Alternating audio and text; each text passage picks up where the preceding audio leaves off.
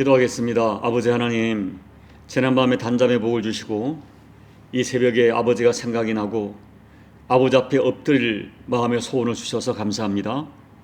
오늘 하루도 하나님의 뜻대로 살고 싶은 마음의 소원을 가지고 엎드려 싸우니 오늘도 하늘의 권능을 부어주시고 마음의 소원대로 살 수 있는 은혜를 부어주셔서 이 하루도 주님과 자신 앞에 부끄럽지 않는 하루가 될 수 있도록 축복해 주옵소서.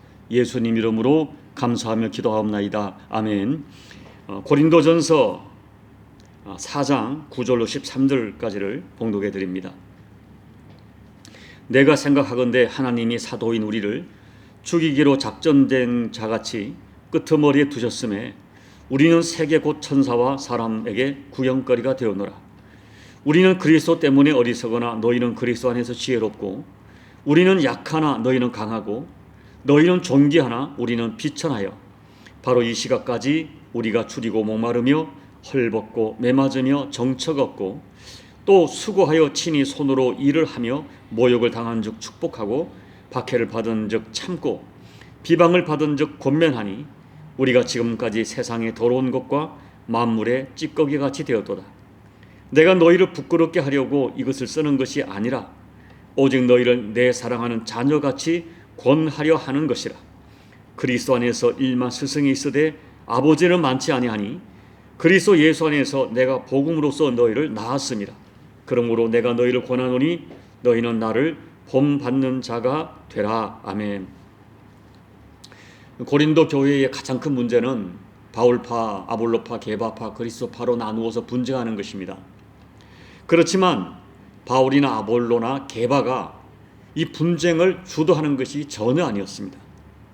분쟁하는 사람들이 내세운 지도자들은 이 분쟁과 전혀 관계가 없었습니다.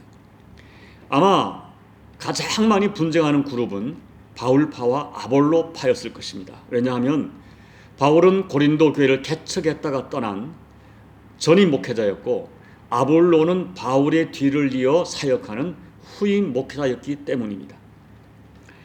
이렇게 교인들이 팔을 나누어 분쟁할 때 다름 아닌 고린도 교회를 지금 목회하고 있는 아볼로는 굉장히 곤혹스러웠을 것입니다. 왜냐하면 아볼로에게 있어서 바울은 스승 같은 분이었고 그래서 어떻게 하든 이 분쟁을 해결하려고 했을 것입니다. 그렇지만 분쟁하는 사람들은 아볼로의 말을 듣지 않았습니다. 8절 말씀처럼 그들은 이미 배부르며 또 풍성하며 스스로 왕이 되어 있었습니다. 이와 같은 바울의 이 진단을 근거로 고린도 교인들을 분석해 보면 그들은 이미 아볼로의 말을 듣지 않았고 바울의 가르침도 통하지 않았습니다. 우리가 이 고린도 전후서를 연구해 보면 적어도 바울이 고린도에 보낸 편지는 4통 정도로 해석합니다. 그런데 이 고린도 전후서를 쭉 분석해 보면 고린도 교인들이 바울의 말을 잘 듣지 않았고 바울이 방문했던 것도 그들에게 그렇게 큰 영향을 주지 못했던 것을 볼 수 있습니다. 다시 말하면 그들은 더 이상 교회에서 가르침을 받으려 하지 않았던 것 같습니다. 그들은 이미 자기들이 알고 있는 것으로 충분했고 그들도 영적인 면에서 스스로 왕이 되어 있었고 그래서 바울과 아볼로의 말을 듣지 않고 오히려 다른 지식을 더하려고 했습니다. 그래서 바울께서는 6절 말씀에서 기록된 말씀 밖으로 넘어가지 말라고 그들을 경고까지 하는 것입니다. 결국 분쟁을 중재하지 못한 아볼로는 고린도 교회를 떠나서 에베소에 있는 바울에게로 오게 되었습니다. 말씀드린 대로 바울은 여러 경로를 통하여 고린도 교인들이 자기를 비방하고 평가절하하는 소리를 들었습니다. 3절 말씀에서 너희에게나 다른 사람들에게 판단받는 것이 자기에게 매우 작은 것이라고 말했지만 사실 바울의 마음은 많이 아팠을 것입니다. 그렇지만 판단받고 비난받는 아픔보다는 고린도 교인들을 사랑하는 마음이 더 컸기 때문에 바울은 계속 사랑으로 권면을 합니다.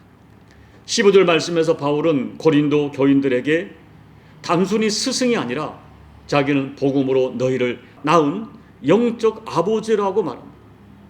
그러한 아버지의 심정으로 오늘 바울은 계속해서 고린도 교인들을 권면합니다. 먼저 바울은 6절에서 나와 아볼로를 들어서 본을 보였다고 합니다. 화평의 본을 보이고 하나됨의 본을 보였다는 것입니다. 16절에서는 나를 본받는 자가 되라고 하십니다. 서로를 향하여 정죄하고 분쟁하는 고린도 교인들에게 내가 어떻게 처신하는지 나를 본받으라는 것입니다. 그렇다면 여러분, 누군가가 나를 애매하게 비방하고 실제적인 상처를 줄 때 우리는 어떻게 반응해야 합니까? 우리가 오늘 바울에게서 본받아야 할 교훈은 무엇입니까? 먼저 우리가 바울의 현재 상태를 알기 위하여 구절을 보십시오. 내가 생각하건대 하나님이 사도인 우리를 죽이기로 작정된 자같이 끄트머리에 두셨음에 우리가 세계 곧 천사와 사람에게 구경거리가 되어노라. 그리고 11절입니다. 바로 이 시각까지 우리가 추리고 목마르며 헐벗고 매맞으며 정처가 없고. 이 말씀을 보면 사도 바울께서는 여기저기 복음을 전하면서 너무나 천대받고 있었습니다. 사람들은 바울을 길거리에 세워놓고 욕을 하고 돌을 던지기도 했고 어떤 곳에서는 감옥에 가두고 무수히 매로 때렸습니다. 거의 죄수나 포로처럼 취급했습니다. 심지어 바울이 개척한 고린도 교회에서도 바울은 정당한 대우를 받지 못했습니다. 10절을 보면 우리는 그리스도 때문에 어리석으나 너희는 그리스도 안에서 지혜롭고 우리는 약하나 너희는 강하고 너희는 존귀하나 우리는 비천하여. 고린도 교회의 어떤 사람들은 스스로 지혜롭고 힘이 있다고 생각하고 스스로 왕노를 하고 거들먹거리면서 바울을 비천한 사람으로 치부하며 최소한의 예의조차 갖추지 않았습니다. 그리고 12절에서 또 수고하며 친히 손으로 일을 하며 라고 한 것으로 보아 고린도 교회에서 목회를 했지만 어떤 물질적인 도움도 받지 못하고 손수 일을 하면서 복음을 전했던 것을 알 수 있습니다. 그런데도 지금 모욕을 받고 비방을 받고 있는 것입니다. 심지어 18절 말씀을 보면 고린도 교회의 어떤 사람들은 바울을 평가자라 하면서 바울은 절대로 다시는 고린도 교회에 나타나지 않을 것이라고 모욕하였습니다. 여러분, 이 정도라면 여러분은 어떻게 반응하시겠습니까? 복음을 위하여 희생하고 참고 견디고 많은 수고를 했는데 비방을 받습니다. 그것도 자식같이 생각했던 사람들에게 모욕당하고 비방을 받습니다. 여러분은 그 비방을 견딜 수 있겠습니까? 저는 견디지 못할 것 같습니다. 저는 크게 상처를 받을 것 같습니다. 그런데 바울의 반응은 너무나 놀랍습니다. 저는 저와 여러분들이 바울이 보여준 놀라운 반응을 오늘 나누면서 바울의 본을 받았으면 좋겠습니다. 그러나 이 바울의 반응이 우리가 도저히 본받을 수 없는 그런 모습이기 때문에 쉽지 않겠지만 우리가 하나님 앞에 마음의 소원을 가지고 주님 앞에 힘을 달라고 무릎을 꿇는다면 주님도 우리가 감당할 수 있는 힘을 주실 것을 저는 믿습니다. 첫째, 모든 것을 하나님이 알고 계시고 하나님이 허락하셨다고 인정하는 것입니다. 9절을 보십시오.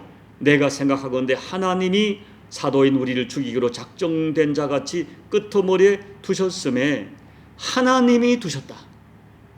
바울은 이런 비방과 고난 가운데 곰곰이 생각해 보니 이 모든 것을 하나님이 하셨다고 고백합니다.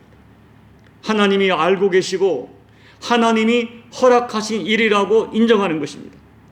하나님이 허락하셨기 때문에 비방하는 것이고 하나님이 허락하셨으니 나를 모욕하는 것입니다.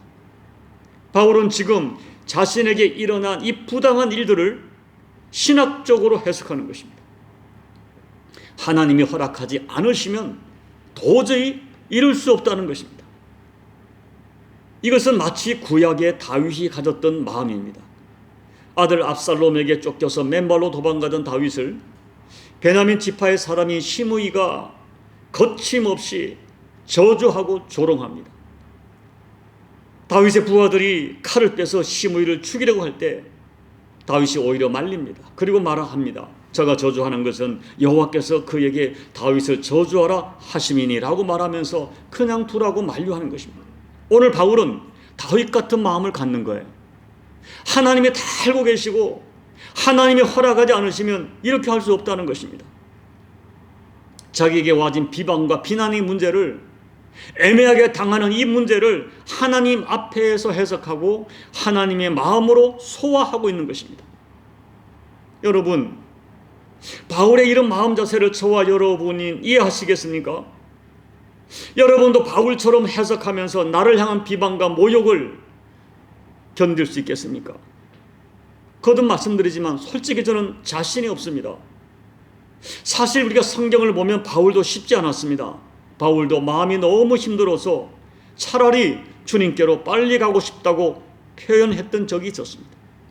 그런데 기도하고 또 기도하고 엎드리고 또 엎드리다 보니까 하나님이 하셨다라는 신학적 해석을 받아들일 수 있게 되었던 것입니다.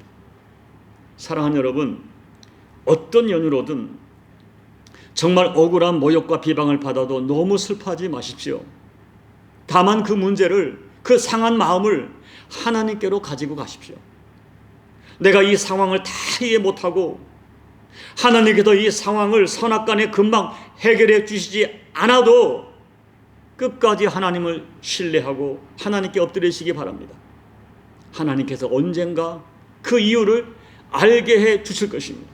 그리고 반드시 갚아 주실 것입니다. 둘째, 비방하는 사람에게 참고 축복하고 사랑으로 권면했습니다. 12절 이하를 보면 모욕당한 적 축복하고 박해를 받은 적 참고 비방을 받은 적 권면하니. 여러분, 사람이 어떻게 이럴 수 있을까요? 애매하게 비난당하고 실제적인 고통을 받는데, 그것도 사랑하는 사람들에게 그런 비방을 받는데 어떻게 이렇게 반응할 수 있을까요? 그 해답이 14절 15절 말씀에 있습니다. 14절에서 너희는 내 사랑하는 자녀라고 했습니다. 15절에서는 내가 복음으로 너희를 낳았음이라 라고 했습니다. 한마디로 아버지이기 때문에 그렇습니다. 스승과 아버지가 무엇이 다를까요? 스승과의 관계는 만남으로 만들어지지만 아버지와의 관계는 출생으로 이루어집니다. 스승은 지식을 주지만 아버지는 먹이고 입히고 씻기고 재우고 울고 웃으면서 마음을 줍니다. 스승은 나를 평가하지만 아버지는 희생합니다. 그래서 스승과의 관계는 언제든지 끊어질 수 있지만 부모 자식 간의 관계는 끊을래야 끊을 수가 없습니다. 혹시 못된 자식은 부모를 비방하고 모욕할 수 있습니다. 그러나 부모이기에 참고 사랑으로 권면하고 오히려 축복할 수 있습니다. 자식은 부모의 마음을 몰라주어도 부모는 자식을 위하여 모욕을 견디며 오히려 축복합니다. 바울이 그랬습니다. 진짜 아버지이기 때문에 그렇습니다. 진짜 사랑하기 때문입니다. 그래서 바울은 애매하게 모욕을 당하고 비방을 받아도 축복할 수 있었고, 박해를 받아도 참고 사랑으로 권면할 수가 있었습니다. 이제 말씀을 정리합니다. 16절 말씀에서 너희는 나를 본받는 자가 되라고 말씀하십니다. 이 말씀 앞에 정말 저는 자신이 없습니다. 그러나 자신은 없지만 순종해야 할 하나님 말씀이기에 그저 하나님 앞에 엎드리는 것입니다. 이 말씀에 순종할 힘이 없기에, 자신이 없기에 주님께 이 말씀에 순종할 힘을 달라고 우리는 기도해야 됩니다. 바라기는 저와 여러분이 바울을 본받으려고 애를 쓰다가 살아계신 하나님의 인재를 반드시 경험하셔서 우리 생활 속에 와지는 크고 작은 비방과 도전들을 능히 이겨내시는 우리 모두가 되시기를 예수님 이름으로 축복합니다. 아멘. 우리 찬송가 337장을 찬양하겠습니다. 내 모든 시험 무거운 짐을 주 예수 앞에 아뢰이면 근심에 쌓인 날 돌아보사 내 근심 모두 맡으시네. 무거운 짐을 나 홀로 지고 견디다 못해 쓰러질 때 불쌍히 여겨 구원해 주리. 은혜의 주님 오직 예수. 내 모든 괴로움 닥치는 환난 주 예수 앞에 아뢰이면 주께서 친히 날 구해 주사 넓으신 사랑 베푸시네. 무거운 짐을 나 홀로 지고 견디다 못해 쓰러질 때 불쌍히 여겨 구원해 주리. 은혜의 주님 오직 예수. 내 짐이 점점 무거워질 때 주 예수 앞에 아뢰이면 주께서 친히 날 구해 주사 내 대신 짐을 져주시네. 무거운 짐을 나 홀로 지고 견디다 못해 쓰러질 때 불쌍히 여겨 구원해 주리. 은혜의 주님 오직 예수. 마음의 시험 무서운 죄를 주 예수 앞에 아뢰이면 예수는 나의 능력이 되사 세상을 이길 힘 주시네. 무거운 짐을 나 홀로 지고 견디다 못해 쓰러질 때 불쌍히 여겨 구원해 주리. 은혜의 주님 오직 예수. 하나님 아버지, 참 고린도 교인들이 파당을 짓고 또 개척자인 바울을 평가절하하고 모욕하고 비방했지만 아버지 하나님, 이 모든 것들을 하나님이 허락하신 것이다. 하나님이 허락하지 아니하시면 이런 일이 있을 수 없다라고 해석하고 여전히 아버지의 심정으로 참고 권면하며 오히려 축복했던 이 바울의 모습을 저희가 본받기를 원합니다.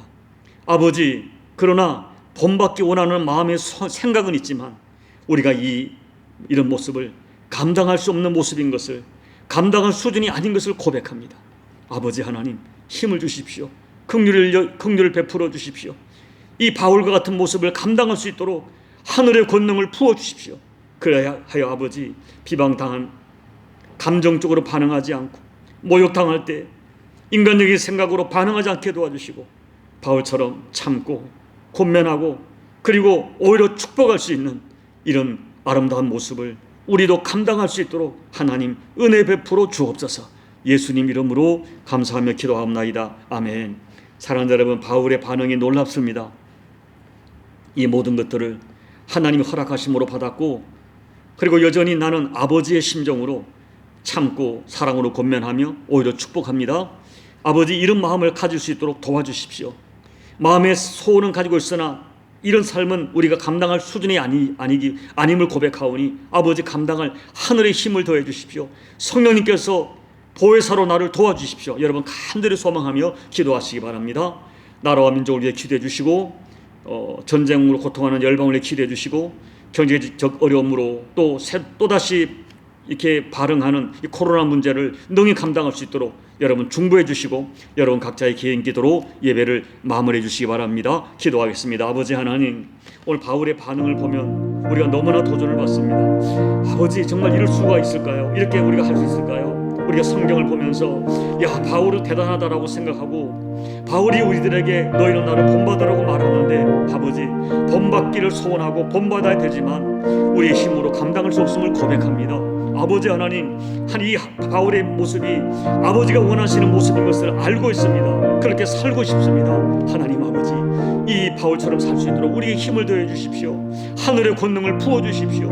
아버지, 애매히 고난을 당하고 애매하게 비방을 받아도 특별히 사랑하는 사람들에게 애매하게 비방과 평가절하하고 모욕을 당해도 아버지 참고 더 큰 사랑으로 권면하고 오히려 저들을 축복할 수 있는 바울의 심령을 더해 주셔서 아버지 모든 도전들을 능히 이겨내는 우리 모두가 될 수 있도록 하나님 은혜 베풀어 주옵소서. 아버지, 전 세계가 경제적으로 고통을 겪고 있습니다.